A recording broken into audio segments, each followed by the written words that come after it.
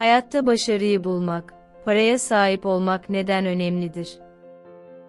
Ders kitapları, bilgisayarlar, telefonlar, iPad'ler, tabletler, kablolu yayın veya internet gibi kaynaklara erişim, eğitim fırsatlarını ve akademik başarı potansiyelini etkiler.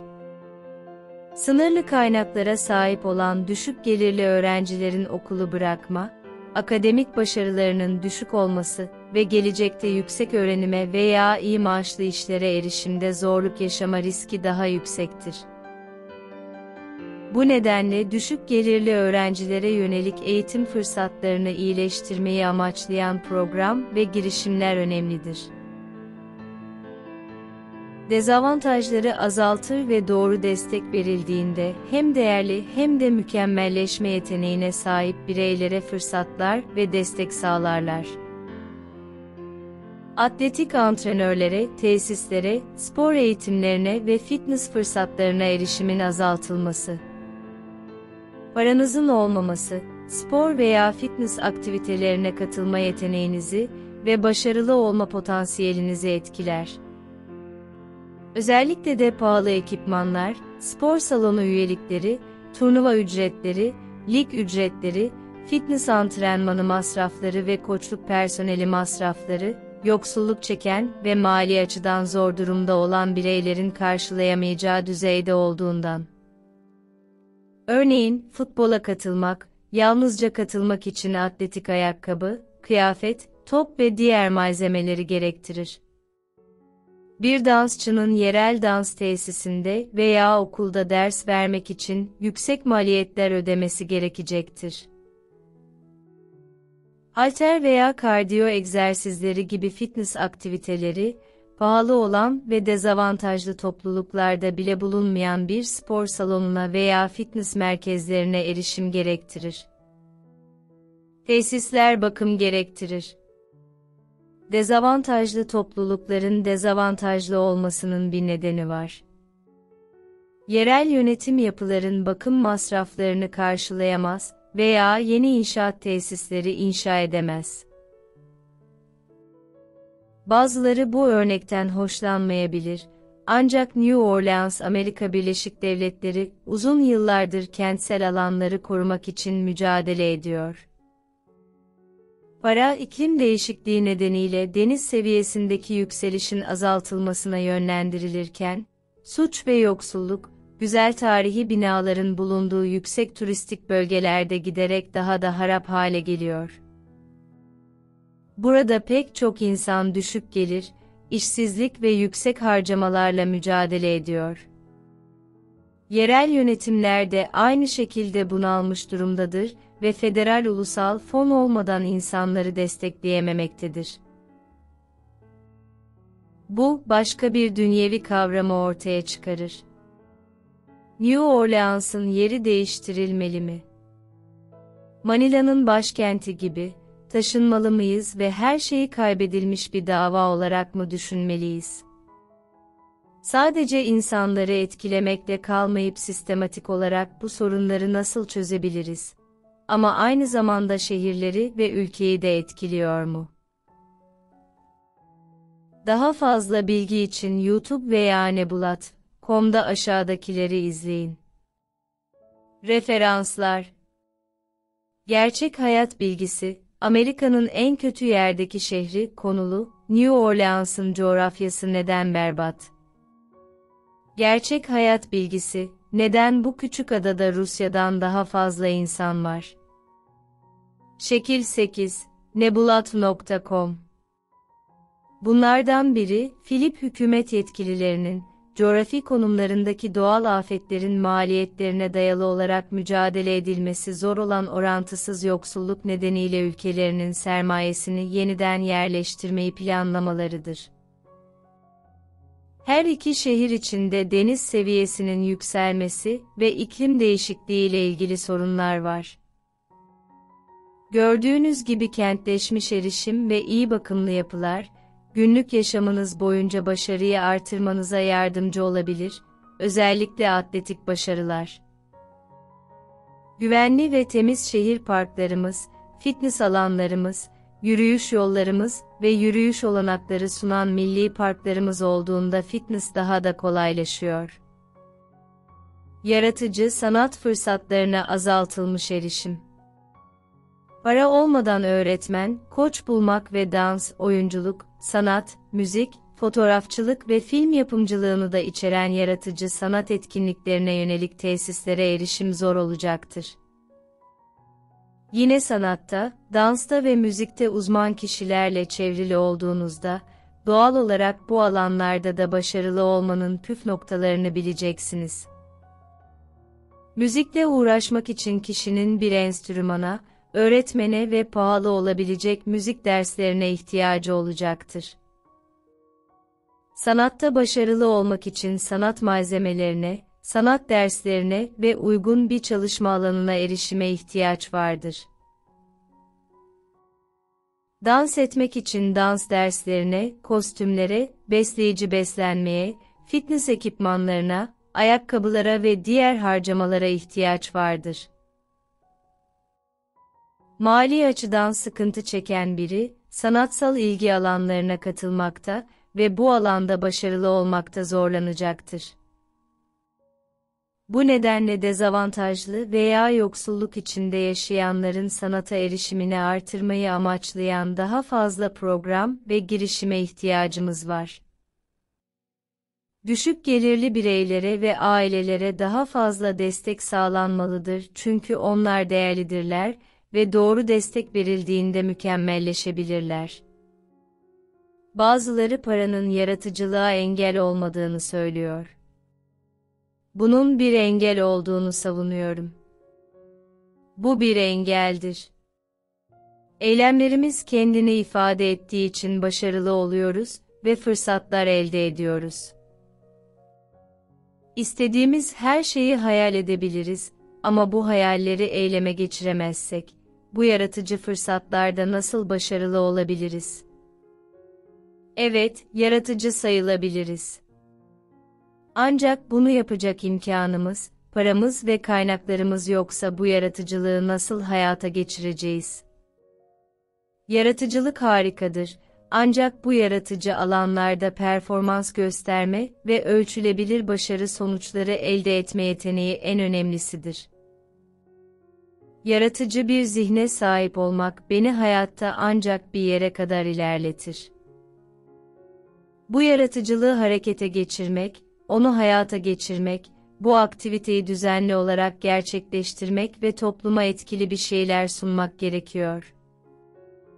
Parası öğretmenleri, antrenörleri ve bunları düzenli olarak gerçekleştirebilecek erişimleri yoksa, dans, oyunculuk, sanat, müzik, fotoğrafçılık ve film yapımcılığı alanlarında yaratıcılığı uygulayamaz ve topluma faydalı çıktılar sağlayamaz. Dahası, yaratıcı sanatlarınızın pazarlamasını ve dağıtımını karşılayamıyorsanız, bu alanlarda nasıl başarılı olabilirsiniz veya topluma karşı en etkili nasıl olabilirsiniz? Yaratıcılığınız sizi ancak para olmadan bir yere kadar götürecektir. İyi seyahat etme, sokakta olma ve dünyevi deneyim kazanma yeteneği azaltıldı. Paranızın olmaması seyahat etme yeteneğinizi, sokakta yaşama yeteneğinizi ve hayatta başarılı olmanıza yardımcı olacak dünyevi deneyimlere sahip olma yeteneğinizi etkileyebilir. Ben sıkı bir inancım var, ne kadar çok yaparsam ve o kadar çok deneyim yaşarsam, zorluklarda, kariyerlerde ve yaşamda daha iyi performans gösterebilirim. Paranızın olmamasının seyahat etme yeteneğinizi nasıl sınırlayabileceğini görmek kolaydır. Yürüyebilir, bisiklete binebilir, araba kullanabilir, trene binebilir veya uçabilirsiniz. Ama sahip olduğunuz kaynaklar ve parayla ne kadar uzağa seyahat edebilirsiniz? Ayrıca tüm ailenizi alabilir misiniz yoksa bu uygun değil mi? Seyahat etmek kültürlere, teknolojilere ve başkalarının hayatlarına dair içgörü kazanmanıza olanak tanır. Bu bilgi ve deneyim size yalnızca hayatta yardımcı olacaktır. Şekil 10, Pinterest. Seyahat etmek ve farklı kültürleri deneyimlemek bakış açınızı genişletebilir ve uyum sağlama, iletişim ve problem çözme gibi becerileri geliştirmelerine yardımcı olabilir.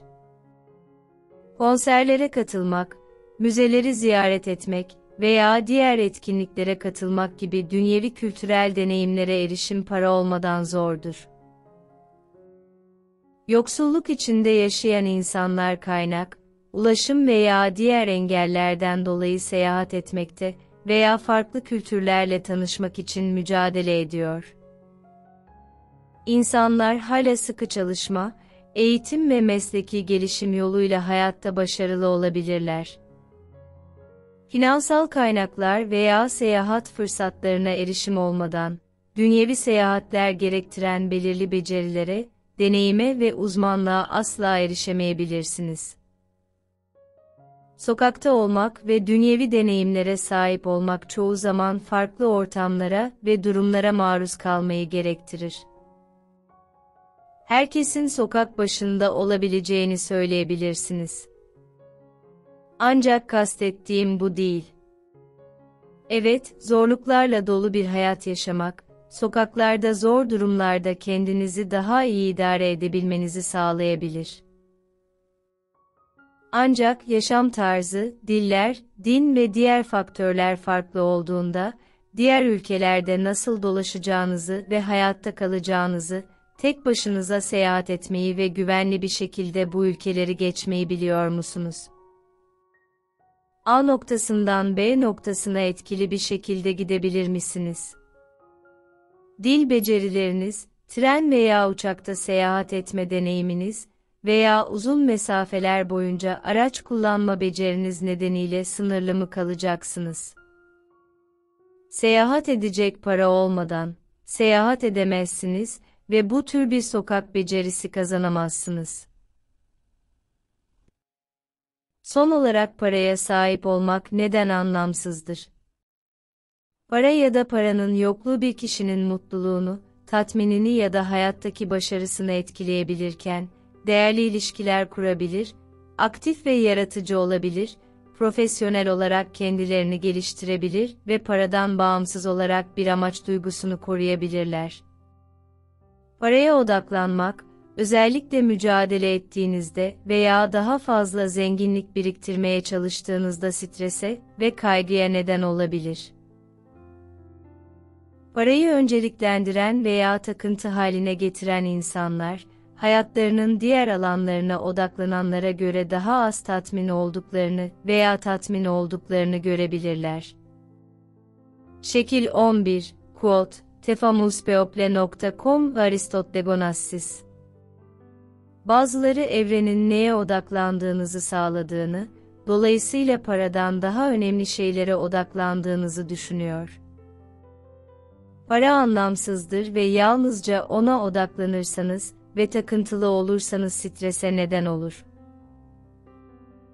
Parayı mezara götüremezsiniz. Fazlasına sahip olmanın size hiçbir faydası olmayacaktır. Hayat, burada ilk sıralanan temel yaşam gereksinimlerini elde etmek için gerekenden biraz daha fazlasına sahip olmak olabilir.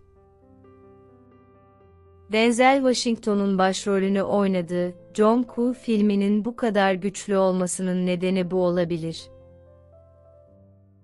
Bize neden ihtiyacımız olan tek şeyin, yaşamın gerekliliklerinden biraz daha fazlası olduğunu anlamamızı sağlar, toksin içermeyen içme suyuna, yiyeceğe, barınmaya, giyime, hijyen ürünlerine, sağlık hizmetlerine, eğitime ve erişim gibi. Para, mal ve hizmet alışverişinde kullanılan anlamsız bir araçtır. Sadece kağıt ve madeni paradır. Parayı etrafınızdaki dünyayı iyileştirmek için kullanmalıyız. Bu bir hayat değil. Paha biçilemez değil. Değerini tanımlıyoruz. Eğer ona gayrimenkul gibi değer vermeseydik, değeri olmazdı. Para, bir kişinin değerini veya insan olarak değerini tanımlamaz. Para, doğası gereği değerli olmayan, sosyal olarak inşa edilmiş bir kavramdır. değeri, mal ve hizmetlerle değiştirilebileceği inancına dayanmaktadır. Değeri dünya çapında dalgalanır ve değişir. Şekil 12. http://www.askotes.com Para, sosyal eşitsizliklere katkıda bulunan güç dengesizlikleri yaratır. Dünya çapındaki başarı bu eşitsizliklerden zarar görüyor. Ancak paranın sınırlamaları vardır. Hepsi güçlü değil. Kadere karşı savaşı kazanamaz. Sana cennette bir koltuk satın alamaz. Yalnızca iyi işler yapmak ve topluma olumlu etki sağlama konusunda etkili olmak gerçek gücü sağlayabilir. Güç konumsal değildir. Etkilidir. Büyük liderlerin gücü para yüzünden değil. Ama insanlar savaşa giderken onları isteyerek takip ettikleri için. İnsanlar her kelimeyi dikkatle dinliyorlar. Güveniyorlar. Takdir edildiğini hissediyorlar. En önemlisi, bu kişiyi takip etmenin onları hayatta kendileri için en önemli şeyi başarmaya daha da yaklaştıracağını biliyorlar. Para bir kişinin karakterini, becerilerini, deneyimini, başarı potansiyelini veya toplum için değerini tanımlamaz. İnsanlar zenginlikleri ne olursa olsun hayatta başarıya ve doyuma ulaşırlar. Dünyadaki en başarılı insanlardan bazıları parasız başlangıçlardan geliyor. Onsuz bir hayatı seçip daha iyi bir insan olmayı başarabilirsen, yapmamalı mısın? Bir kişinin karakteri ve etrafındaki dünyayı nasıl daha iyi bir yer haline getirdiği, bizim ve başkalarının hayatlarına en büyük anlamı sağlayan şeydir. Sonsuz para arayışının olumsuz sonuçları vardır. Parayı her şeyin üstünde tutan insanlar, zenginlik uğruna sağlıklarını, ilişkilerini ve genel refahlarını feda ederler.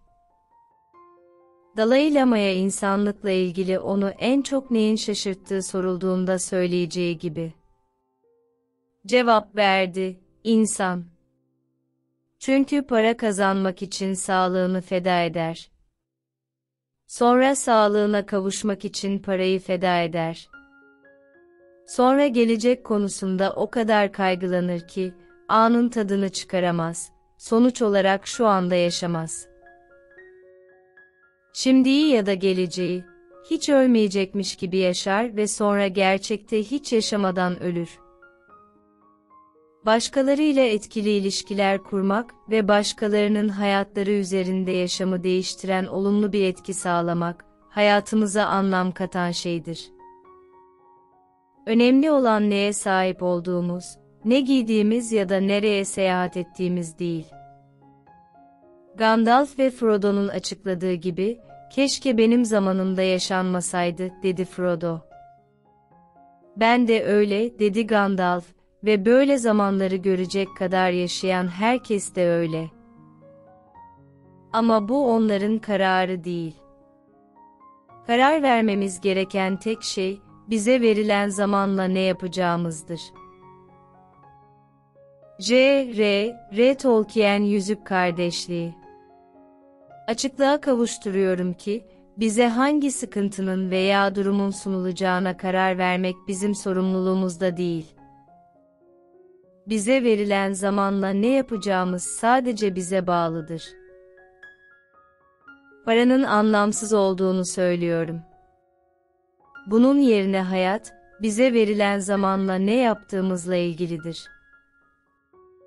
Size özel hazırlanmış oynatma listesindeki daha fazla videoyu izlemek için videonun üst kısmındaki görsellere tıklayın. Canlı yayınınızın seviyesini yükseltmenize ve yaptığınız her şeyde başarıya ulaşmanıza yardımcı olacak daha fazla video için kesinlikle abone olun. Yaptığımız her şeyde mükemmelliğe ulaşalım ve videolara yorum yaparak birlikte muhteşem bir topluluk oluşturalım. Yakında cevap vereceğimden emin olabilirsiniz.